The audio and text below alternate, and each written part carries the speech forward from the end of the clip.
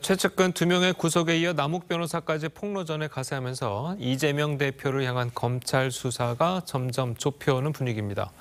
민주당 내부도 같이 뒤숭숭한데요. 두 분과 함께 정치권 소식 자세하게 짚어보도록 하겠습니다.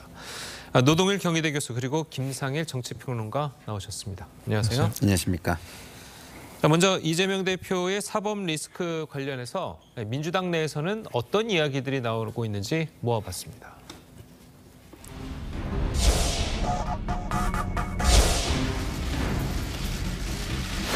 민생과 경제는 백척간두의 위기인데 정부의 인식과 대응은 천하태평처럼 보입니다. 최소한 무리를 일으켜서 미안하다 뭐 이런 유감 정도는 표시할 때가 되지 않았나. 정치 공동체라는 비법률적 용어를 통해서 정치인 이재명에 대한 굉장히 강력한 흠집내기다. 대표님이 유감 표명이라고 하셔야 되는 거 아니냐 목소리도 나오고 있거든요. 이거 관해서는 좀 어떻게 생각하시나요? 대표님 정치적 결단을 말씀하시는 분인데.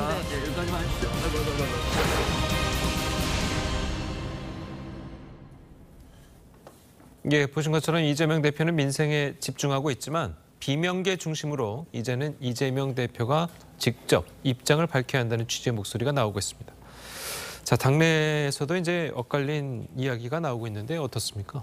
예, 그렇습니다. 지금 뭐 당직이나 이 건과 관련해서 역할을 맡고 계신 분들은 좀 강하게 반발을 하는 목소리를 내고 계시고요. 예.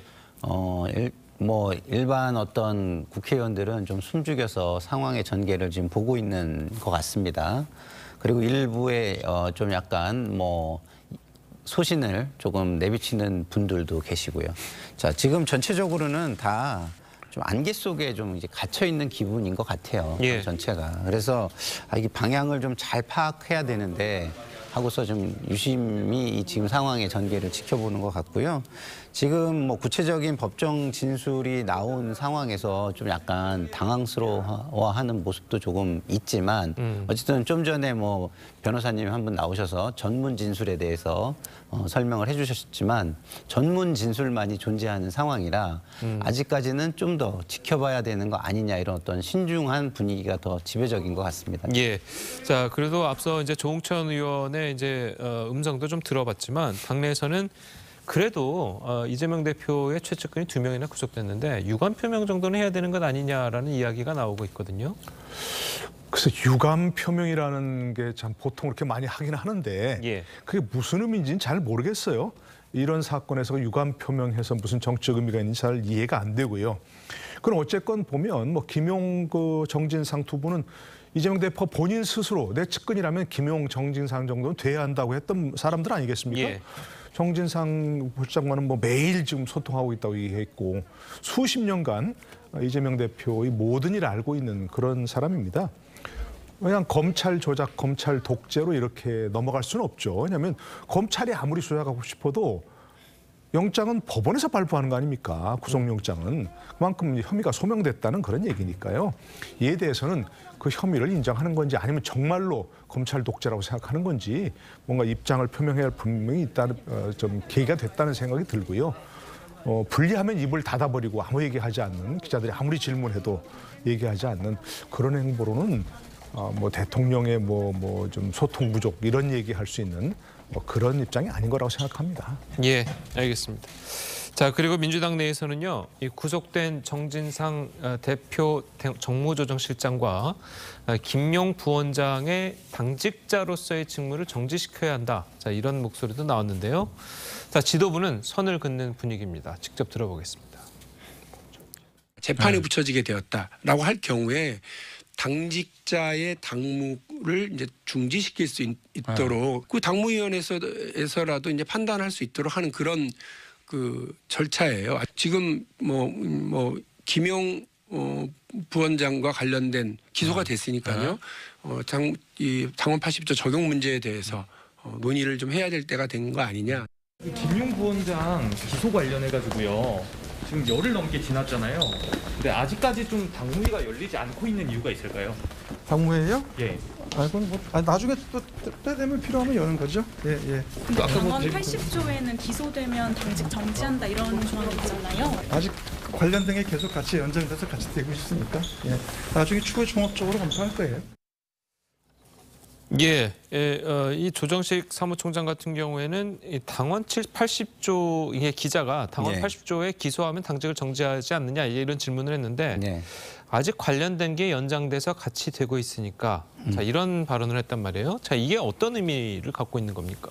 그러니까 당원 80조에 1항하고 3항이 있어요. 1항은 뭐냐면 말씀하신 대로 뇌물과 불법 정치자금 수수 등의 부정부패와 관련된 법 위반 혐의로 기소된 각급의 당직자는 직무를 정지하고 윤리심판원에 조사를 요청하게 됩니다. 물론 할 수 있다지만 이거는 뭐 해야 되는 것이죠. 그러면 이것이 이렇게 된다고 해서 바로 모두가 이제 정지가 되는 것이냐 그런 건 아니고 3항에 보면 이럼에도 불구하고 정치 탄압 등의 부당한 이유가 있다고 인정되는 경우에는 당무위원회 의결을 거쳐서 달리 결정을 할 수가 있다 이렇게 되어 있습니다. 그러니까 지금 이게 하나의 절차이니까 기소가 된 상황에서는 이 절차는 진행을 하는 게 저는 맞다고 보고요. 이 당직자들의 그 당직이 멈춰야 되느냐는 그 이후에 결정되는 것이지 지금 멈춰야 한다 말아야 된다 이거를 이야기하는 것은 아닌 것 같고요. 박용진 의원도 저는 그렇게 생각합니다. 그렇지만 좀 전에 말씀드렸지만 이런 절차가 있기 때문에 절차는 밟아야죠. 기소가 된 것이고 기소가 됐으니까 뭐 정지를 위해서 윤리위원회에 조사를 요청하는 것까지는 일단 해야 되고요. 그게 끝나면 윤리위의 어떤 조사를 근거로 당무위원회에서 이것을 정지할 것인지 아니면 달리 결정할 것인지 이거는 진행을 하는 것이 맞다고 보여집니다. 알겠습니다. 자, 그리고 이제 여당에서는 지도자다운 결단을 촉구한다. 이재명 대표를 향해서 공세 수위를 높이고 있습니다. 자, 만약에 이제 이 대표에 대한 직접 조사가 시작된다면 이 여당의 공격 그리고 야당 내부에서의 이제 반발도 상당히 더 커질 것 같아요. 뭐 여당에서 이제 뭐 지도자다운 결단 이러면 빨리 뭐 사퇴하는 게 좋겠다 이런 얘기 아니겠습니까? 근데 그건 뭐 여당에서 특별히 뭐 이재명 대표의 그런 결단을 기대하고 하는 얘기는 아니고 이른바 정치 공세겠죠. 그런 쪽에서 이재명 대표를 비판하려고 하는 그런 정치 공세인데 사실은 이런 그림이야말로 이재명 대표가 그리던 그림 아니겠습니까? 본인이 좀 무리하다는 비판을 받아가면서도 보궐선거 출마해서 의원직을 획득하고 그리고 대표 출마해서 대표가 되고 그래서 바로 이제 민주당이 총력전을 펴면서 이재명 대표를 옹호해 주길 바란 그런 그림 아니겠습니까? 그런데 이재명 대표가 지금 사퇴할 이유가 없는 것이고요. 뭐 본인 입장에서 그렇다는 얘기입니다. 그리고 또 뭐 김용, 정진상 이런 분들도 민주당에 당직을 부여한 거 아니겠습니까? 사실 측근인데 개인적인 측근인데 그것이 바로 이제 민주당에 대한 탄압이다. 이렇게 하도록 하려고 하는 뭐 그런 그림 아니겠습니까? 현재로서는 뭐 그런 쪽의 비판은 결국 뭐 정치적 공세라고 봐야 되겠죠. 알겠습니다. 자, 다음 이야기도 해보도록 하겠습니다. 용산 시대의 상징과도 같았던 윤석열 대통령의 도어 스태핑이 6개월 만에 잠정적으로 중단됐습니다. 영상 먼저 보시겠습니다.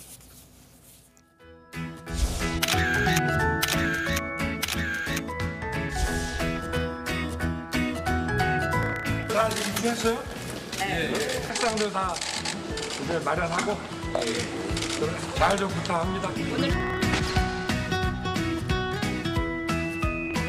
이 정도로 도어 스태핑 하시는 건 좀 어떠세요?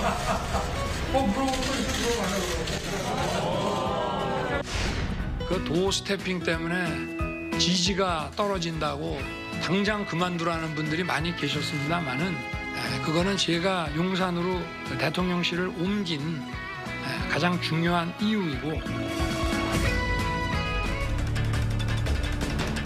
아주 악의적인 그런 행태를 보였기 때문에 MBC가 뭘 악의적으로 했다는 거죠? 뭐가 악의적이에요? 말 조심하세요. 말 조심하세요가 아니라 모두를 잘하세요 정말. 그럼 대통령님이 말씀하신 거잖아요. 그게 저희가 지어낸 거예요?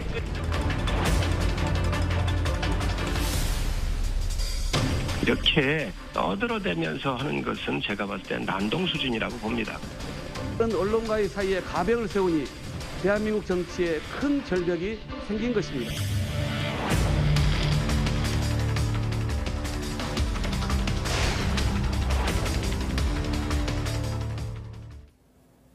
예, 이 대통령실이 최근 발생한 불미스러운 사태에 대한 재발 방지 방안 없이는 지속할 수 없다는, 이 도어 스태핑을 계속할 수 없다는 그런 입장을 밝혔습니다. 저희가 이제 영상을 통해서 이제 뭐 잠깐 보여드렸지만 이 MBC 기자와 네. 그리고 그 비서관과의 네. 그 언쟁이 좀 있었고 네. 윤석열 대통령이 도어 스태핑을 끝나고 뒤돌아서 가는 와중에 뒤에서 이제 네. 소리치면서 이제 질문을 하는 그런 장면을 저희가 이제 보여드렸는데, 네. 자, 이 대통령실의 결정이 맞다고 보십니까? 저는 좀 과하다고 생각을 해요. 기분이 나쁠 수 있고 그 MBC 저 기자분의 어떤 행동도 취재 기자로서는 좀 약간 과도한 부분이 있죠. 왜냐하면 거기에서 취재를 해야지 개인의 이익을 위해서 대변을 하거나 옹호하기 위해서 하거나 자기 조직의 어떤 이익이나 이해관계를 대변하거나 항변하기 위해서 그 자리에 계신 건 아니잖아요. 그런 측면에서 좀 과도한 부분이 있다고 생각하지만 그렇다고 하더라도 이거는 MBC와의 문제를 해결해야 하는 것이지 기자들 전체에 대해서 어떤 제도의 변경을 하는 것은 맞지 않다고 봅니다. 우리가 전쟁을 할 때도 어디를 공격하면 민간인의 피해가 있으면 그 공격을 굉장히 자제하잖아요. 그거는 이제 부수 피해가 있기 때문에 우리가 이제 소위 말해서 콜레트럴이라고 하는 건데 그것이 있기 때문에 그런 건데 지금 이걸 하면은 이 부수적 피해를 보는 사람들이 있어요. 다른 언론사의 기자분들이 이거에 의한 부수적인 피해가 있는데 그것이 MBC 하나로 인해서 촉발된 것 치고는 너무나 그 부수 피해가 상대적으로 너무 큰 것이고요. 국민과의 소통, 원래 이 도어 스태핑의 취지죠. 그리고 국민의 알 권리를 증진시켜준다는 것. 이런 어떤 본래의 취지가 훼손된다는 큰 피해, 이런 것들이 있는데 이런 거를 MBC와의 저런 갈등 때문에 한다? 너무 과도해 보인다는 생각이 들고요. 예. 대통령께서 저렇게 도어 스태핑을 한 것은 제가 볼 때는 지금 윤석열 대통령의 가장 큰 업적 중에 하나입니다. 저렇게 큰 가장 업적 중에 하나를 잘 해서 국민한테 평가를 받고 진짜 역사적인 결정을 한 대통령으로서 남고 어떤 후대에도 이런 것들이 이어지게 만드는 대통령이 되셨으면 좋겠습니다. 알겠습니다. 자, 저희가 이제 방금 이제 말씀 중에 계속해서 이제 영상을 통해서 이 당시의 상황을 보여드렸었는데 그 MBC 기자와 비서관이 이제 그 엘리베이터 앞까지 가서도 이제 계속해서 이제 언쟁을 벌이는 모습 저희가 이제 자료 화면을 통해서 잠깐 보여드리긴 했었었는데요. 자, 여당은 이게 MBC가 이런 것을 이제 제공했다는 입장이고 야당은 좀스럽다. 자, 이런 표현을 했습니다. MBC 기자가 원인을 제공한 건 맞죠. 그리고 지난번 뉴욕 순방에서 있었던 그런 자막 조작 사건, 이것도 분명히 문제가 있는 것이고요. 좀 전에 얘기하신 대로 저렇게 하는 것은 기자는 질문하는 사람인데 저렇게 쫓아가면 소리 지르고 대통령이 뒤통수에 대고 이렇게 하는 것은 전 글쎄 기자라고 볼 수가 없죠. 정말 뒷골목 불량배의 행패라고밖에 볼 수 없는 그런 상황인데, 그러니까 MBC가 분명히 잘못한 건 맞다고 생각이 됩니다. 그러면 그에 대해서는 MBC에 대해서 조치를 해야 하잖아요. 저렇게 하고 MBC에 대한 문제가 있다 얘기하면서 도어 스태핑을 중단하겠다 얘기하는 것은 원인과 결과가 맞지 않는 거예요. 우리 흔히 속된 말로 얘기하잖아요. 종로에서 뺨 맞고 한강에 가서 화풀이 한다고 하는 그런 식이 될 수밖에 없는 것이거든요. 그러니까 MBC에 대해서 예를 들어서 대통령 출입 정지 또는 이 등록 취소 이런 거 할 수 있습니다. 대통령실 권한입니다. 그거는. 또 대통령실에서 기자실을 꼭 제공해야 되는 게 아니니까 그런 특혜를 베푸는 거에 대해서 정지하겠다 할 수 있단 말입니다. 그렇게 하라는 거예요. 뉴욕 문제에서 자막 문제가 있다 그러면 청정보도 청구하고 반론보도 청구하고 여러 번 얘기했습니다. 저는 그렇게 정확하게 대비해야지 이걸 대처해야지 이거를 예를 들어서 도어 스태핑을 중단한다? 그러면 MBC가 그걸 통렬하게 생각하겠습니까? 그러니까 MBC에 대해서 조치를 하라 그런 얘기고요. 이걸 도어 스태핑을 중단하는 건 다른 문제니까 조금 이것은 아까 김선일 평론가가 얘기한 것처럼 무슨 과한 조치라기보다는 전혀 원인과 결과가 맞지 않는 조치라는 생각입니다. 그러니까 예를 들어서 아마도 이게 이제 MBC에 대한 조치를 하려면 대통령실 출입 기자단에서 그거를 동의하는 그런 부분이 있어야 되는데 지금 MBC 대통령실 출입 기자단에서 MBC에 대해서 아무런 조치를 하지 않겠다 이렇게 한 것 같아요. 그러면 기자단에서 그렇게 동의하지 않았으니까 우린 나름대로 조치를 취하겠다. 이렇게 해서 MBC가 문제를 일으켰으면 MBC에 대해서만 조치를 해야지 이런 것은 좀 과한 것도 분명히 있고 또 한 가지는 이건 다른 언론들을 전부 적으로 돌려버리는 현명한 조치가 아니라고 생각이 됩니다. 그러니까 조금 더 다시 생각하고 혹시 이런 문제를 제기할 때는 그냥 뭐 MBC에 대해서 아무런 조치를 취하지 않고서 제기할 수는 없는 거 아니겠습니까? 그러니까 MBC에 대해서 정확한 어떤 조치를 하고 할 수 있는 조치를 하고 그다음에 재개하는 게 좋겠다. 재개할 때는 지금과 똑같은 이런 방식이 아니라 매일 하는 것이 아니고 예를 들어서 일주일이면 일주일. 그래서 기자실 브리핑룸에 가서 정확한 그런 회견을 해야지 이렇게 들어가는 길에 이렇게 하는 것은 별로 바람직한 건 아니다. 다시 한번 생각해 봤으면 좋겠다는 생각입니다. 예. 자, 이런 가운데요. 민주당에서는 도어 스태핑 중단의 배경으로 윤 대통령의 멘토 의혹이 불거진 천공 스승, 이 천공 스승을 언급하는 이 목소리도 나왔습니다. 자, 그 내용을 직접 한번 들어보겠습니다. 천공 스승이 도어 스태핑하면 안 된다는 방송이 방영되자 가림막 설치에 도어 스태핑 중단까지 갈수록 가관입니다. 온갖 궤변과 회귀한 논리를 동원해 언론 탓, 야당 탓, 전 정부 탓을 하며 대통령 지키기에 급급한 국민의힘에 묻습니다. 천공이 시켰습니까? 천공이 함부로 조문하면 안 된다고 이야기하지 않았습니까? 그래서 결국에는 조문이 취소된 거 아니겠습니까? 이런 것을 국정조사를 해야 되는 것이죠. 예, 뭐 이 도어 스태핑 중단을 놓고 이제 또 무속 논란까지 이렇게 등장한 것을 좀 어떻게 봐야 될까요?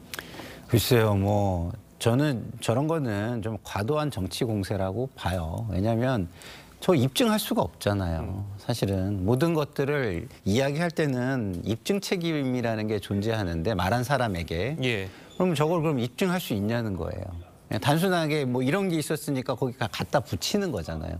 그런 거는 상대방을 존중하지 않는 것이기 때문에 결국에는 싸우자고 드는 것뿐이 안 될 거예요, 결과는. 그래서 저는 저런 거는 좀 과도하고 국민들도 그 정도는 좀 판단한다. 저거는 부정한 이미지를 그냥 만들기 위한 것이다라고 국민은 판단할 거라고 보고요. 이렇게 하는 건 저는 정도는 아니라고 봅니다.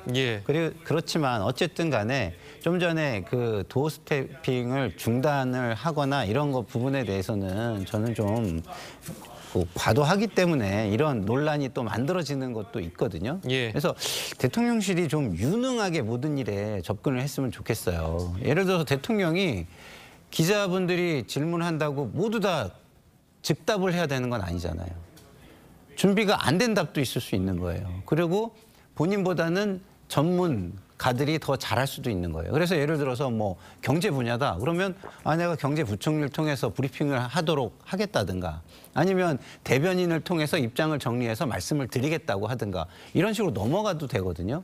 근데 모든 걸 본인이 답을 하시려고 하다 보니까 문제가 많이 일어나는 거 아닌가. 그렇기 때문에 뭐 저는 이런 기습 질문, 도어 스태핑의 원래 뜻이 또 준비되지 않은 질문을 즉석에서 받는다는 의미가 있거든요. 대통령이 준비 안 된 질문하는 게 더 문제가 될 수 있잖아요. 그렇기 때문에 그런 거는 좀 다음으로 미루시고 본인의 메시지에 좀 충실하게 도어 스태핑을 진행을 한다면 이런 좋은 어떤 제도를 만드신 게 이어져 갈 수 있지 않을까 이런 생각이 듭니다. 알겠습니다. 자, 그래도 이 여당도 그렇고 이제 지지자들 사이에서는 뭐 다시 또 이렇게 무속 논란을 도어 스태핑에까지 이제 이어붙이느냐, 자 이런 비판도 있거든요. 아무런 근거도 없고 그것을 뭐 입증할 수도 없는 저급하고 저질적인 그런 얘기죠, 사실은. 그러니까 좀 정치에서도 아까 말씀드린 대로 대통령실도 정확하게 MBC가 잘못했으면 MBC에 대해서 책임을 묻든지 이 민주당도 뭔가 무슨 의혹을 제기하거나 비판할 때 정확한 근거가 있는 걸 가지고 다른 사람들이 들어도 아무런 이해관계가 없는 사람들이 들어도 고개를 끄덕일 만한 그런 얘기를 해야지 이렇게 그냥 뭐 저급하고 저질적인 그런 근거 없는 얘기로 하는 것은 결국 정치를 희화화하고 정치에 대한 어떤 혐오감만 주는 그런 비판이라고 생각합니다. 알겠습니다. 자, 오늘 두 분 말씀은 여기까지 듣겠습니다. 잘 들었습니다. 고맙습니다.